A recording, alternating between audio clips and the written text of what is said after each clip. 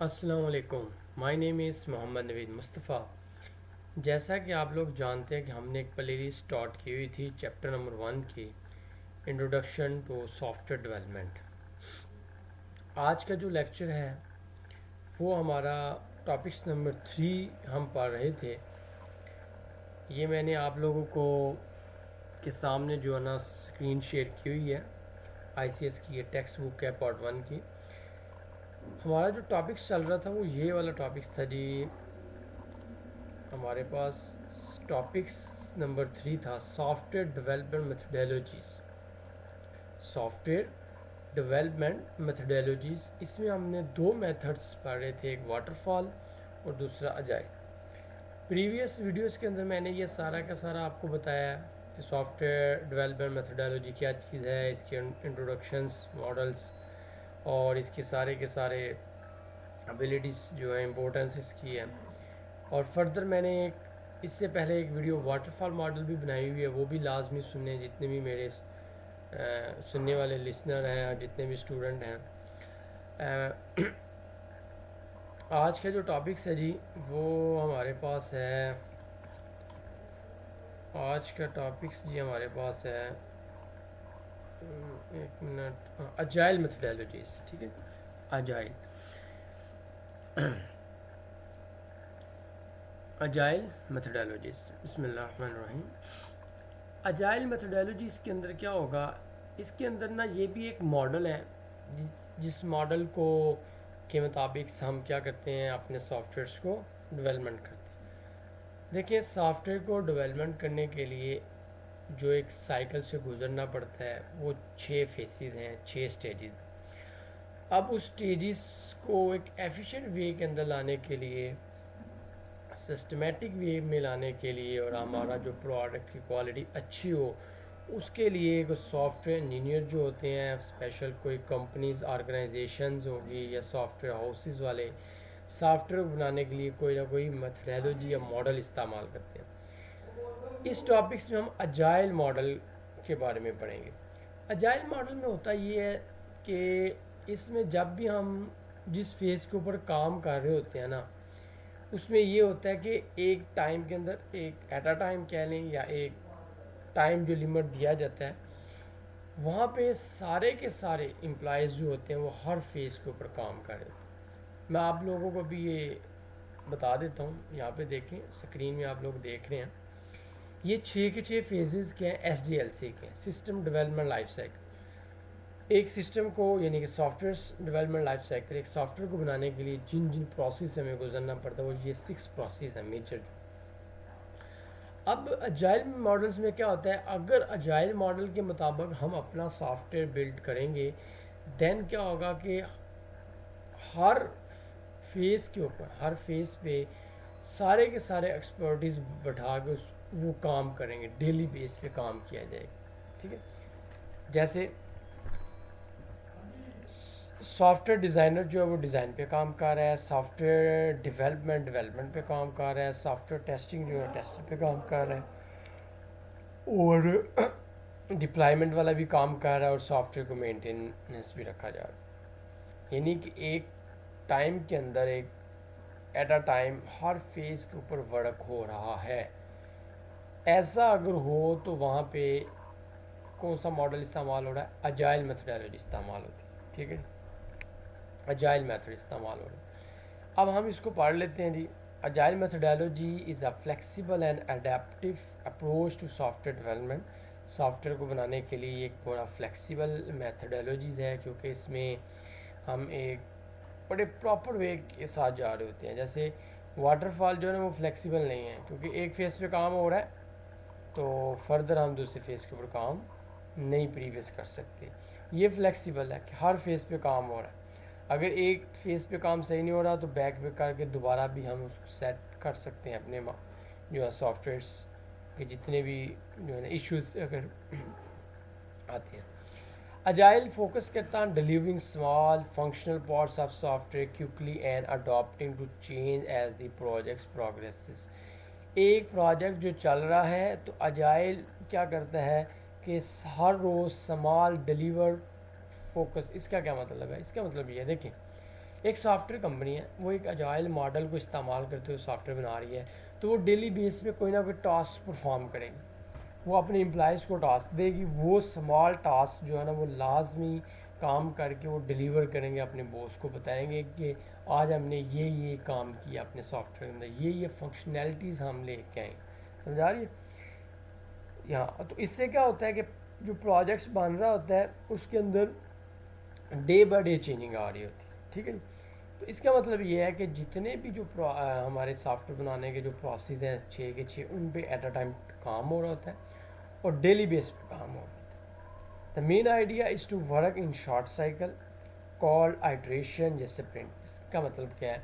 इसका मतलब वो ये कह रहा है कि एक फॉर एग्जांपल 8 घंटे फॉर एग्जांपल वर्क कर रहे हैं जी एम्प्लॉयज़, अब 8 घंटे एक शॉर्ट साइकिल है, एक आइट्रेशन है, एक स्प्रिंट है, उसके अंदर रह रहा है कि हर जो वर्कर है, एम्प्लॉयज़ हैं, जो सॉफ्टवेयर इंजीनियर हैं, उन्होंने सॉफ्टवेयर पे काम करना है। तो ये अजाइल मॉडल्स जो है ना, ये हमें फैसिलिटीज़ देता है कि एक शॉर्ट साइकिल्स हम प्रोड्यूस कर लेते हैं, 8 आवर्स का भी हो सकता है, 10 आवर्स का लगा लें।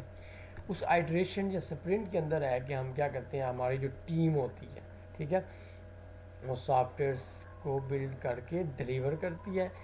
इस तरह क्या होता है कि सॉफ्टवेयर्स रैपिडली तौर पर गैदर्स फीडबैक, इसका बॉस को जो है ना वो मिलता रहता है, ठीक है जी। ओके, नेक्स्ट इसमें अजाइल मेथड्स में जो प्रैक्टिसेस इंक्लूड हैं वो ये हैं कॉन्टीन्यूस इंटीग्रेशंस। इसका क्या मतलब है? Regular merging code change into a central repository to detect and fix issues early. इसमें क्या होता है कि डेली बेस पे काम हो रहा है, डेली बेस के ऊपर जो डेवलपर है, कोड है, वो चेंज करके एक सेंट्रल रिपोजिटरी में नहीं होता फाइल, एक सेंट्रल फाइल के ऊपर वो क्या कर देते हैं, अपने कोड को अपलोड कर देते हैं, या अगर कोई इश्यूज़ वगैरह अगर कोड में आया हुआ है उसको डिटेक्ट, बग्स को डिटेक्ट करते हैं, एरर्स को पहचान लेते हैं कि ये एरर्स आया हुआ, ठीक है जी। मैं अभी आपके सामने ना एक बड़ी अच्छी आपको जो है ना समझें प्रैक्टिकल पॉइंट आपको इससे बताने लगा हूँ। हमारे पास ना एक सॉफ्टवेयर होता है जी गिटअप, ठीक है जी। ये मैं गिटअप्स निकाल लेता हूँ, सॉरी इंटरनेट यहाँ पे मेरा नहीं चल रहा, इंटरनेट को मैं ऑन कर लेता हूँ, ठीक है। अच्छा, मैं जैसे इंटरनेट ऑन होता है मैं भी आपको ये बता देता हूँ। कॉन्टीन्यूस इंटीग्रेशन यही है कि रेगुलर तौर पे आपने जो ना डेवलपर ने या जो भी सिस्टम डिज़ाइनर है उन्होंने काम करना है, काम करके डेली बेस के ऊपर उन्होंने वो उस काम एक सेंट्रल रिपोजिटरी, एक सेंट्रलाइज फाइल बना होगा सिस्टम, ठीक है, वहाँ पे अपलोड करते रहना है। उनका मैनेजर आएगा, वो लॉगिन करेगा, ठीक है, और फर्दर जो है वो वहाँ से कोड को देख सकता है। ये मैं अभी आपको बता देता हूँ जी। ये देखिए, ये भी ओपन हो रहा है, ठीक है, कि ये गिटअप है, ठीक है। ये आप देख रहे हैं, ये उस बंदे का नाम है कृष्ण, ये गिटअप सॉफ्टवेयर है, यहाँ पे आप github.com लिखा हुआ है। ये उसने सारे के सारे ना यहाँ पे कोड अपलोड कर दिए हुए हैं। अब जैसे फॉर एग्जांपल मैं ये ML का कोड है जी, ठीक है, मशीन लर्निंग्स का, लाइक फॉर एग्जांपल मैं यहाँ जी सिंपल जो है ना वो लीनियर रिग्रेशन ही कर लेते हैं, डिटेल्स एंड लॉस को यहाँ से कोड ओपन करते हैं हम, ठीक है जी। नेक्स्ट जी टेस्ट ड्राइवन डेवलपमेंट है, writing test before writing the code. Code लिखने से पहले एक टेस्ट होगा, ठीक है, जो इंश्योर करेगा कि जो सॉफ्टवेयर है वो वर्क अच्छी तरह कर। अजाइल मॉडल के मुताबिक या मेथडोलॉजी के मुताबिक सॉफ्टवेयर रोज़ ही टेस्ट हो रहे हैं जी, ज़ाहिर पता डेली बेस पे शॉर्ट काम हो रहा है, डेली बेस पे हमने बॉस को क्या करना है, एक सेंट्रल रिपोजिटरी, जैसे फॉर एग्जांपल गिटहब पे हमने अपना कोड अपलोड कर दिया, उसने वहाँ पे आप चेक किया कि मेरे ये एम्प्लॉयज़ ने ये काम किया हुआ, ठीक है जी, ओके। कंटिन्यूस इंटीग्रेशन हो रही है ना, कंटिन्यूस यानी कि आपका जो है ना वो स्प्रिंट साइकिल जो है चेंज हो रहा है, या आपका वर्क चेंज हो रहा है, न्यू एक दिन आपने ये काम किया, टास्क कंप्लीट कर दिया, नेक्स्ट दिन और टास्क आपको मिल जाए, इसका ये मतलब continue integration. Test driven development का ये मतलब है कि आप हर चीज़ डेली बेस पे टेस्ट हो रही है, जो भी आपने काम किया सॉफ्टवेयर बनाने के लिए। ज़ाहिर पता सॉफ्टवेयर को बनाने के लिए 5-6 मंथ तो लग जाते हैं। अजाइल ज़्यादातर लोग इस्तेमाल करते हैं, जितने भी सॉफ्टवेयर से हाउसेज वाले मॉडल, उनके डेली बेस पे इसमें हमने काम को चेक करना होता है। पेयर प्रोग्रामिंग से यानी कि इसमें डेवलपर जो है वो एक जगह बैठ के ऑनलाइन या किसी भी एक वर्क स्टेशन या प्लेटफार्म के ऊपर इकट्ठा वर्क कर लेते हैं, जिससे क्या होता है कि रियल टाइम आपका जो ना वो टाइम बच जाता है। ठीक है, अब यहाँ पे ये देख रहे हैं, यहाँ पे कोड्स वगैरह पड़ा होगा। ठीक है, ये कोड है, ये अभी ओपन हो गई है। ठीक है, तो ये आपका सॉफ्टवेयर है, यहाँ पे हम अपलोड वगैरह कर देते हैं अपना कोड्स वगैरह। ठीक है नहीं, फर्दर जी यहाँ पे बेनिफिट्स हैं, हाई फ्लेक्सिबिलिटी है, एजाइल जाहिर बात है फ्लेक्सिबिलिटी अलो करता है। इसमें यह है कि आप फॉर एग्जांपल एक मंथ के बाद एक प्रोजेक्ट्स पे काम कर रहे हैं, एक मंथ गुजर गया, तो कस्टमर आपके पास है जिसमें ये चेंजिंग कर रहा है, यहाँ पे लिखा हुआ है agile allows for changing requirements even after development has start. Development coding हो रही है, ठीक है, कस्टमर आ गया या आप दोबारा कोई नई चेंजिंग लेके आना चाह रहे हैं तो आप चेंजिंग कर सकते हैं। तो एट अ टाइम मतलब कि किसी भी टाइम आप चेंजिंग्स अपने सिस्टम के अंदर लेके आ सकते हैं, जो आपने रिक्वायरमेंट्स के अंदर चीज़ें लिखी हैं। देखिए, ये जो रिक्वायरमेंट्स ये जितने भी कुछ टॉपिक्स ना आपको पहले पढ़ने पड़ेंगे। एसटीएलसी के मैंने सारे के सारे 6 फेज़ के ऊपर प्रीवियस लेक्चर्स अपलोड किए हूँ, लाजमी आप देखें, मज़ीद आपको इसकी भी अच्छी तरह समझ आएगी।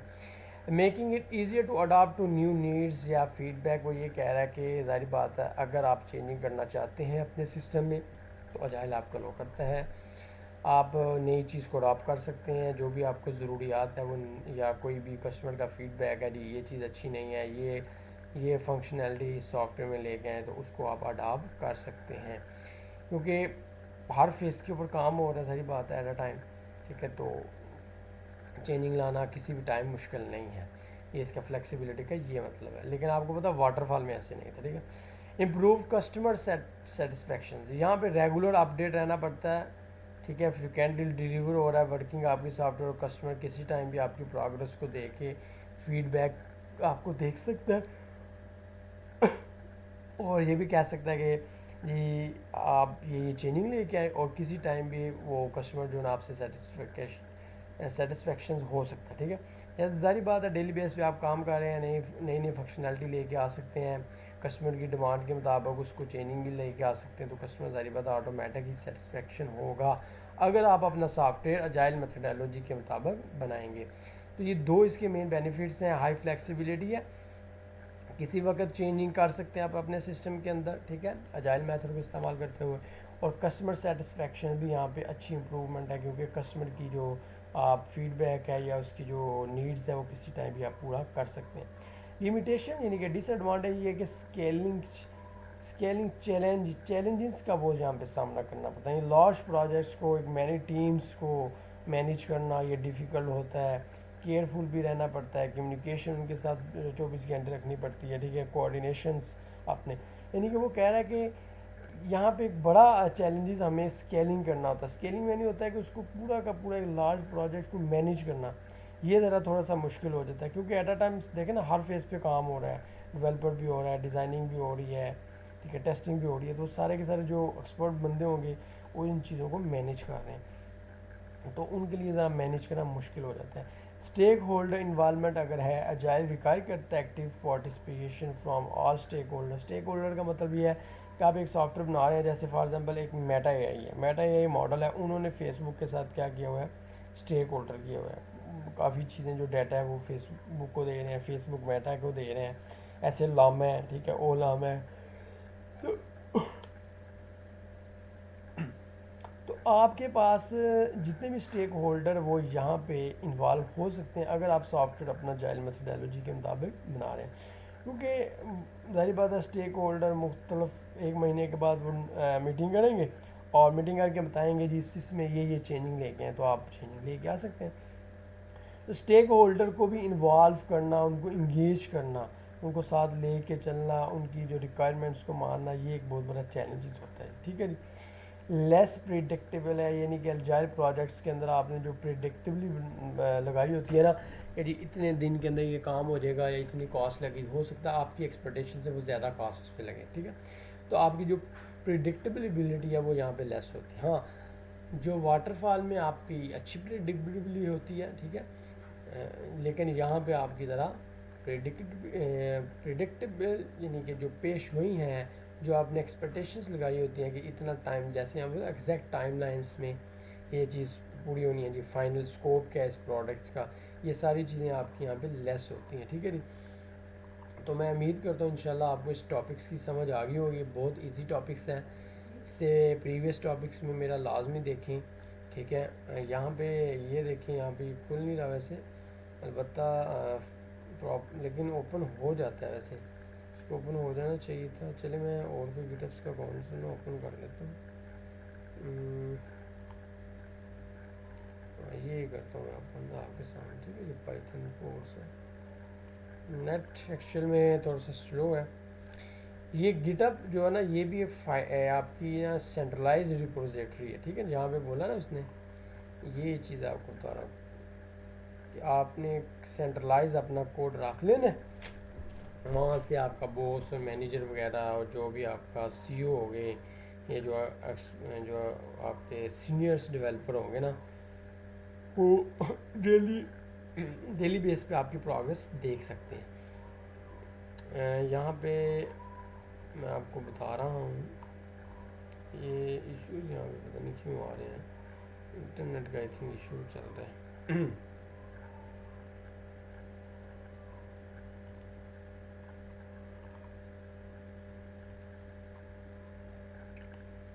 तो ये सारा का सारा जो है ना वो टॉपिक्स हमने कंप्लीट कर लिया है। इंशाल्लाह उम्मीद करता हूँ आप लोगों को समझ आई होगी। आप मेरा चैनल लाजमी सब्सक्राइब करें, जितने भी स्टूडेंट हैं जो आईसीएस के हैं पार्ट 1 के, उनको ये लाजमी शेयर करें वीडियोस, और वो भी यहाँ इजीली सुन सकें और अपने कंसेप्ट क्लियर करें। और बहुत इजी चीज़ें हैं, जो जो प्रैक्टिकल्स वर्क है वो मैं आप लोगों को बता रहा हूँ, ठीक है जी।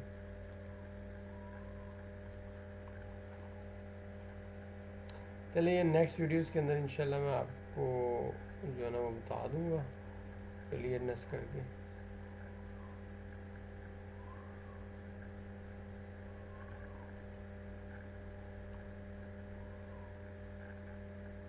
हाँ जी, ये देखें जी, ये कोड्स वगैरह ओपन हो रहे हैं यहाँ पे।